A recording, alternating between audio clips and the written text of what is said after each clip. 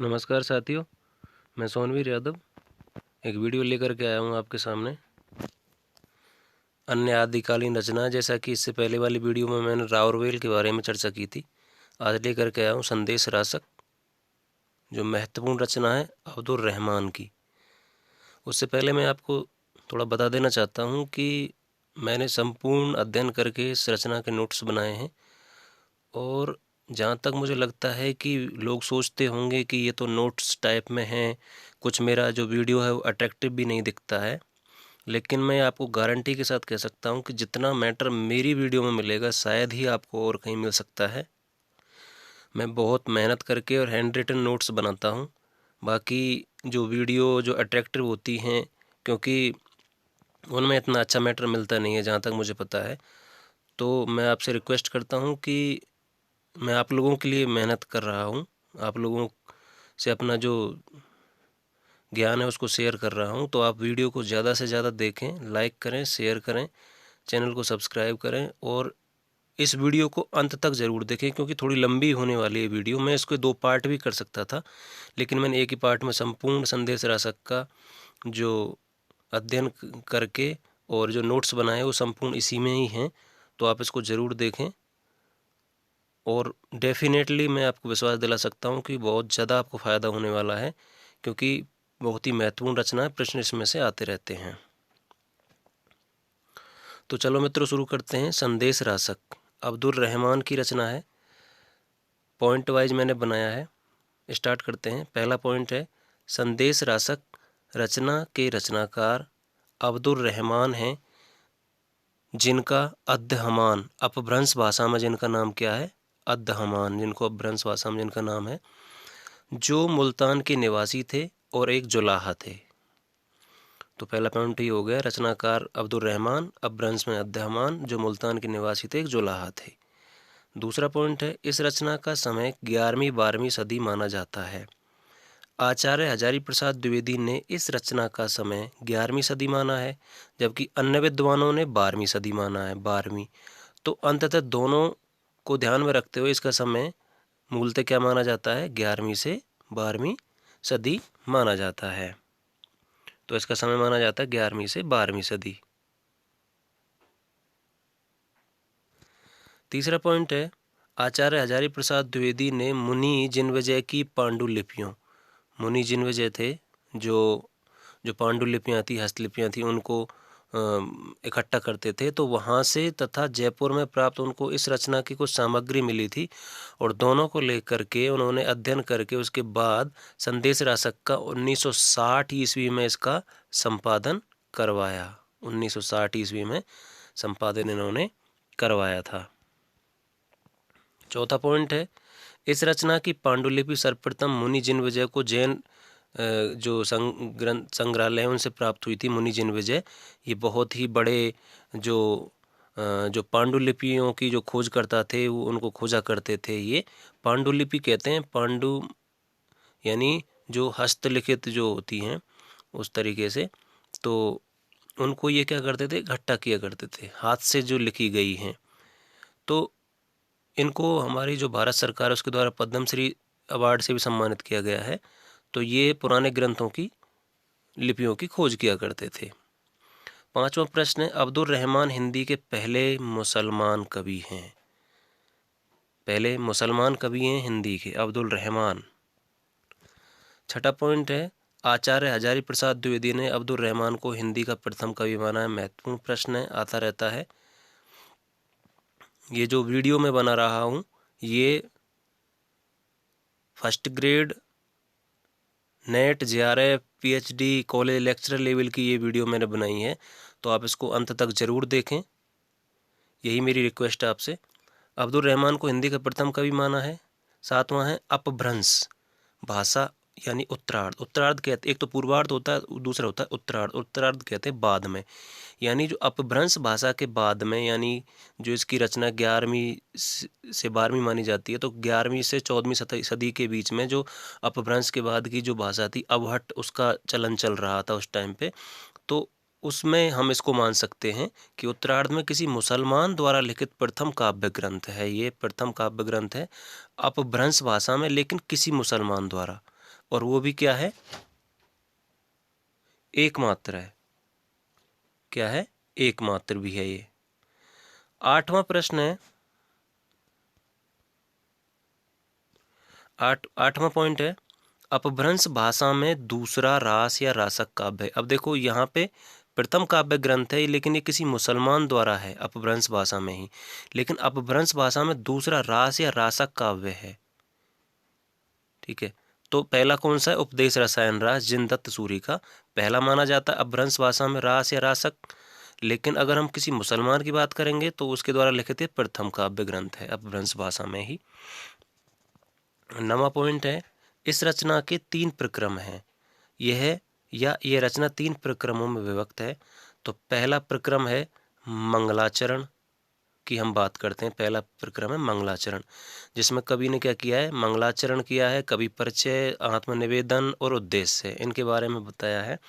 तो मंगलाचरण की हम बात कर लेते हैं। मंगलाचरण में क्या किया है, इस रचना में मंगलाचरण में हिंदू और मुसलमान दोनों धर्मों के तत्वों का मिश्रण किया है और कहा है कि लोगों उस करतार को नमन करो जिसको मनुष्य, देवता, विद्याधर, सूर्य और चंद्रमा नमस्कार करते हैं। मंगलाचरण इस प्रकार से उन्होंने किया है। और जो कवि अब्दुल रहमान है, जो आत्मनिवेदन वो करते हैं कि प्रारंभ में ही उन्होंने इस रचना में कहा था कि मैंने ये रचना विद्वानों, पंडित, अभिजात्य वर्ग व मूर्ख लोगों के लिए नहीं बल्कि मध्यम वर्ग या साधारण जन के लिए लिखी है। ये उन्होंने स्पष्ट कर दिया था प्रारंभ में ही। तो ये रचना उन्होंने विद्वानों, पंडित, अभिजात्य, मूर्ख लोगों के लिए नहीं, मध्यम वर्ग, साधारण वर्ग के लिए उन्होंने लिखी है इसको। अगला है इसका उद्देश्य। अब्दुल रहमान लोक कवि माने जाते हैं। उनका उद्देश्य इस रचना के माध्यम से लोक साहित्य को पहचान दिलाना था तथा इस रचना का उद्देश्य कवि द्वारा कहानी या कथा कहना नहीं था। ये ध्यान रखना है, उनका उद्देश्य कहानी या कथा कहना नहीं था बल्कि एक विरहिणी स्त्री के मनोभावों को अव्यक्त करना था तथा उसकी विरह में क्या दशा होती है उसका चित्रण करना था। ये उनका उद्देश्य था, कहानी कहना उनका उद्देश्य नहीं था। दूसरा प्रक्रम है विरह वर्णन। तो दूसरे प्रक्रम में विरह वर्णन जो है उसमें क्या है, जो विरहिणी नायिका है वो विक्रमपुर की है तथा उसका प्रियतम खंबात चला गया था। तो खंबात चला गया था तो वो विरह में तड़प रही थी। तो वहाँ पर रास्ते में राहगीर कोई देखती है कि कोई पथिक आ जाए, तो वहाँ पर जो विरहिणी है, जो सांबपुर एक जगह है, वहाँ से कोई पथिक आ रहा था अपने राजा का, अपनी मालिक का जो जो संदेश था उसको लेकर के आ रहा था। तो उस सांबपुर से आए पथिक के माध्यम से संदेश भेजना चाहती है, उसको रोकती है कि हे पथिक, मेरा संदेश ले जाओ तुम, मैं, मेरे प्रियतम मुझे छोड़ करके चले गए हैं। तो उस तरीके से उन दोनों में फिर बातचीत होती है। जो है पथिक है उसकी प्रशंसा करता है, उसकी रूप सौंदर्य की प्रशंसा करता है। उसके बाद वो उनमें बातचीत होती है तो वो अपना दुखड़ा उसको सुनाती है, अपनी विरह व्यथा बताती है। तो वह अपनी व्यथा बताती है तथा पथिक भी सांबपुर। तो जब उनमें संवाद होता है तो फिर जो जो पथिक है सांबपुर का, वो भी जो अब यहाँ पर जो सांबपुर की जो पथिक के माध्यम से जो कवि अब्दुल रहमान है वो भी सांबपुर की संस्कृति, उन्नति, स्त्रियों में व्यवसाय, वनस्पतियों के बारे में वहाँ का वर्णन करता है। वहाँ की व्यवसायों के बारे में, वनस्पतियों के बारे में, स्त्रियों के बारे में, संस्कृति के बारे में पथिक के माध्यम से वो कहना चाहते हैं। ठीक है, तो वो स्थिति वहाँ की बताते हैं। तो अब जो इस रचना में क्या है, इस रचना में इसलिए वनस्पतियों की एक लंबी सूची दी गई है, ये आपको याद रखना है, वनस्पतियों की एक लंबी सूची दी गई है। तो देखो, संदेश लेकर के जाते हैं तो हम साथ में वनस्पति तो लेकर के जाते हैं क्योंकि हमें रास्ते में भूख भी लग सकती है। तो इस तरीके से आपको याद रखना है, ये प्रश्न पूछा जाता है कि वनस्पतियों की एक लंबी सूची किसमें दी गई है। ठीक है, और अगर हम पकवानों की बात करें, पकवान और व्यंजनों की हम बात करें तो वो पद्मावत में मिलती है। पद्मावत जो मलिक मोहम्मद जायसी की रचना है वो उसमें मिलती है। लेकिन वनस्पति की बात हम इसमें करते हैं, संदेश रासक में संदेश लेकर के जाते हैं। अब जो विरहिणी है, विरहिणी का जो विरह है वो संवेदनात्मक, मर्मस्पर्शी, मर्म हृदय को स्पर्श करने वाला, मार्मिक हृदय स्पर्शी, भाव विवल भाव विभोर कर देने वाला है, क्योंकि वो जो पथिक है वो भाव विभोर हो जाता है उसकी विरह व्यथा को सुन करके। तो इस तरीके का यहाँ पर विरह वर्णन दर्शाया गया है। इस रचना की नायिका लज्जाशील मुग्धा नायिका है, क्योंकि लज्जाशील मुग्धा नायिका उसको कहते हैं जो लज्जा, थोड़ी शर्म महसूस करे और अपने पति पर जो मुग्ध हो, उसको लज्जाशील मुग्धा नायिका कहते हैं। जो इसकी वही नायिका है, क्योंकि जब पथिक जो इसकी प्रशंसा करता है, क्योंकि जब कोई दूसरा व्यक्ति किसी नारी के सौंदर्य की प्रशंसा करता है तो उसको लज्जा आती है, तो उस तरीके से यहाँ पर लज्जाशील मुग्धा नायिका है। अगला पॉइंट है, वास्तविक कथा का प्रारंभ दूसरे प्रक्रम से ही होता है। वास्तविक जो कथा है वो यहीं से प्रारंभ होती है। संवाद शैली में रचित ये काव्य है, खंड काव्य हम इसको कह सकते हैं। संवाद, क्योंकि संवाद होता है, और एकमात्र मतलब यहाँ पर इस रचना में पथिक और गृहिणी के अलावा कोई पात्र नहीं है, उन दोनों में संवाद चलता रहता है। यह एक खंड काव्य है। खंड काव्य है क्योंकि यहाँ पर जो अब्दुल रहमान है उन्होंने जो प्रक्रम हैं, जो परिस्थितियां हैं, उनको जो वो बात कहना चाहते हैं उसका विशद वर्णन उन्होंने नहीं किया है, इसलिए ये खंड काव्य है। तीसरे प्रक्रम की हम बात करते हैं। तीसरा प्रक्रम है, इसमें षड ऋतु वर्णन है। अब षड ऋतु वर्णन है जब उन दोनों में बातचीत होती है। पथिक में जो सांबपुर से आया था, तो जो गृहिणी है नायिका उससे पूछता है कि ये दशा तुम्हारी कब से है, तो फिर वो एक एक ऋतु के माध्यम से वर्णन करके बताती है कि अब षड ऋतु में कौन कौन सी आती है, ग्रीष्म ऋतु, वर्षा ऋतु, शरद ऋतु, हेमंत ऋतु, शिशिर ऋतु और वसंत ऋतु। ठीक है, तो इस तरीके से वो वर्णन करती है और वो बताती है कि इस जब पथिक उसकी दशा के बारे में पूछता है तो वह बताती है कि उसका वह वर्णन ग्रीष्म ऋतु से आरंभ होता है। फिर वो ग्रीष्म ऋतु में, वर्षा में, शरद में, हेमंत में, शिशिर में, बसंत में उसकी क्या क्या दशा होती है, उसका सजीव चित्रण, प्रकृति का उस पर क्या प्रभाव पड़ता है, उसके बारे में वो संपूर्ण उसको बताती है। और संपूर्ण जो कथा है वो ग्राम्य जीवन से जुड़ी हुई है, क्योंकि जो गृहिणी वो गांव में ही रहती है और किस तरीके से वो अपने जो समय है, जो विरह विरह व्यथा है, उसको किस तरीके से व्यतीत करती है, उस तरीके का वर्णन इसमें किया गया है।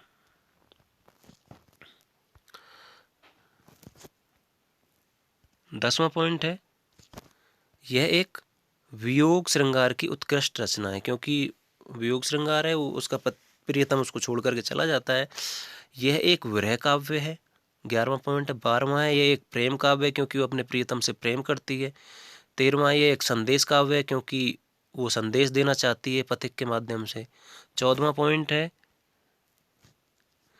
संदेश रासक के वियोग का प्रभाव बाद में जायसी के पद्मावत में नागमती वियोग खंड 30वां जो है 30वां खंड नागमती वियोग खंड, उसमें देखा जा सकता है। इसका जो प्रभाव है वियोग का वो नागमती वियोग खंड में पद्मावत की जो रचना है उसमें देखा जा सकता है। अगला प्रश्न है, अगला पॉइंट है, इस रचना को आदिकाल का मेघदूत कहते हैं।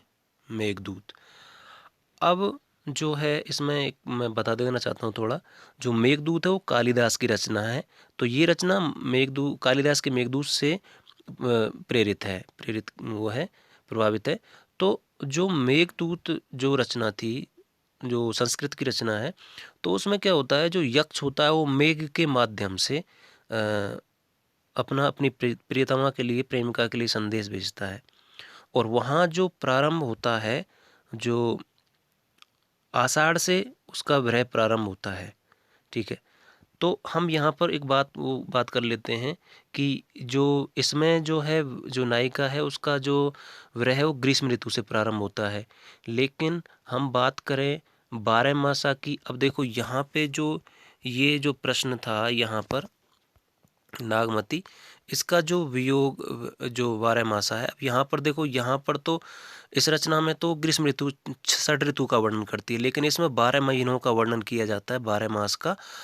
तो वो जो आरंभ होता है वो आषाढ़ से प्रारंभ होता है कि चढ़ा आषाढ़ गगन घन गाजा, इस तरीके से प्रारंभ होता है वहाँ का 12 मासा, इसका पद्मावत का। और 12 मासा की अगर हम बात करें तो 12 मासा सर्वप्रथम नेमिना चौपई में मिलता है, जो विनय चंद्र सूरी की रचना है। हिंदी की अगर हम बात करें तो बीसल देवरासों में मिलता है, जो कार्तिक मास से प्रारंभ होता है। अगर हम व्यापक तरीके की बात करें, व्यापक बारहमासा कहाँ मिलता है, तो पृथ्वी पर मिलता है, मतलब पृथ्वीराज रासों में मिलता है। और व्यापक किंतु मार्मिक ढंग का अगर हम बात करें तो फिर पद्मावत की हम बात करते हैं। ठीक है, तो हम बात कर रहे थे यहाँ पर मेघदूत की। तो जो मेघदूत, उसमें पहले क्या होता था कि जो संदेशवाहक होते थे वो मानवेतर प्राणी होते थे। मानवेतर कहते हैं मानव से इतर, मानव से इतर, इतर मतलब परे, अलग या दूर। ठीक है, तो मानव से जो दूसरे होते थे, जो मनुष्य नहीं होते थे, उनको संदेशवाहक बनाया जाता था, जैसे मेघ, मोर, भ्रमर, इस तरीके से। तो और सबसे बड़ी बात होती थी पहले जो संस्कृत जो का महाकाव्य या काव्य होते थे, उनमें जो व्रही पात्र होता था वो पुरुष हुआ करता था। लेकिन यहाँ पर जो संदेश रासक में अब्दुल रहमान ने क्या किया, पहली बार स्त्री जो पात्र है वो व्रहिणी बनी, और जो जो दूत बनाया गया, वो संदेशवाहक बनाया गया, वो मनुष्य को बनाया गया, क्योंकि मनुष्य ही मनुष्य की भावनाओं को समझ सकता है। इसलिए ये भी आपको याद रखना है। तो इसलिए इसको आदिकाल का क्या कहते हैं, मेघदूत कहते हैं, क्योंकि ये कालिदास के मेघदूत से प्रभावित है। तो ये भी आपको याद रखना है, पहली बार यहाँ पर मनुष्य को दूत बनाया गया, मानव को दूत बनाया गया, क्योंकि वही उसकी भावनाओं को समझ सकता है। अगला पॉइंट है, पहली बार रचना को प्रक्रम में विभक्त करने वाला, रचना को प्रक्रम नाम देने वाला पहला कवि है। क्योंकि इससे पहले संस्कृत देख लो, चाहे प्राकृत देख लो, और इससे पहले भी जो लिखे गए थे वो या तो संधियों में विभक्त हुआ करते थे या सर्गों में, लेकिन इन्होंने प्रक्रम नाम, प्रक्रम पहली बार इन्होंने अब्दुल रहमान ने ही दिया था। ये भी आपको याद रखना है। अगला प्रश्न है, अगला पॉइंट है, इस रचना में कुल 223 छंद हैं। ये भी महत्वपूर्ण है। तो इसमें यही प्रश्न बनेंगे कि कौन सा एक, अब संदेश रासक के बारे में कौन सा एक कथन सही नहीं है। बहुत अच्छा प्रश्न बनेगा, तो आप अंत तक जरूर देखें वीडियो को। अगला पॉइंट है, अब्दुल रहमान पहले ऐसे कवि हैं जो इस्लाम धर्मावलंबी, इस्लाम धर्म को मानने वाले होने के बावजूद संदेश रासक पर कतई भी इस्लाम का प्रभाव नहीं दिखाई देता है। ये बहुत महत्वपूर्ण बात है। 19वां पॉइंट है, इस्लाम का प्रभाव न दिखने के कारण आचार्य हजारी प्रसाद द्विवेदी ने इस रचना को पहला धर्मेतर रास कहा है। धर्म प्लस इतर, धर्म प्लस इतर, इतर यानी परे, अलग या दूर, कि धर्म से जो दूर है, धर्म से अलग है, धर्म से परे है, धर्मेतर रास कहा है।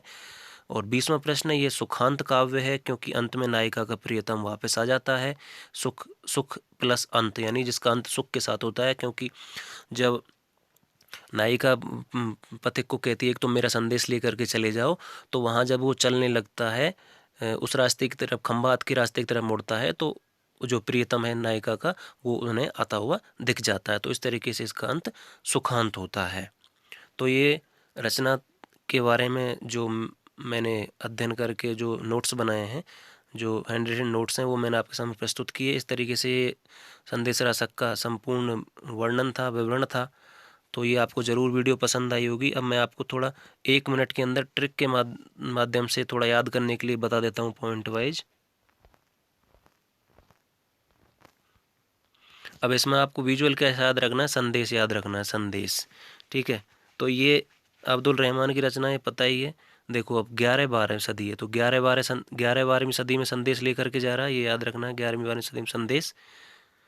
ठीक है, तो पहली बार जो सर्वप्रथम पांडुलिपि मिली वो किसको मिली थी, मुनि जिनविजय को। तो जिन लेके गया था संदेश, सबसे पहले लेकर संदेश जो लेके गया था सबसे पहले वो जिन लेके गया था, जिन से जिनविजय। ठीक है, हजारी प्रसाद द्विवेदी ने माना है, तो 1000 संदेश, इस तरीके से याद रखना, 1000 संदेश। तो 1000 से हजारी प्रसाद, संदेश संदेश रासक, अपभ्रंश का है ये। ठीक है, इसके बाद इसमें लज्जाशील मुग्धनाई का है। तो जब हम संदेश देते हैं किसी पथिक को, तो हम लज्जा तो आती ही है। वास्तविक कथा, ठीक है। संवाद, संवाद यानी संदेश, ये एक खंड काव्य है। वियोग श्रृंगार की उत्कृष्ट रचना है, क्योंकि जब हम वियोग में होते हैं तभी तो हम संदेश देते हैं। संदेश विजुअल सेट करना है आपको। विरह में हम संदेश देते हैं, प्रेम जब हम किसी से करते हैं उसको संदेश देते हैं, संदेश काव्य है ही ये। ठीक है,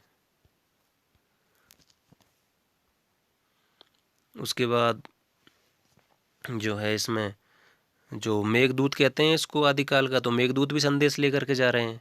मेघदूत से मेघदूत, संदेश से संदेश रासक। तो प्रक्रम ठीक है, 223 छंद हैं।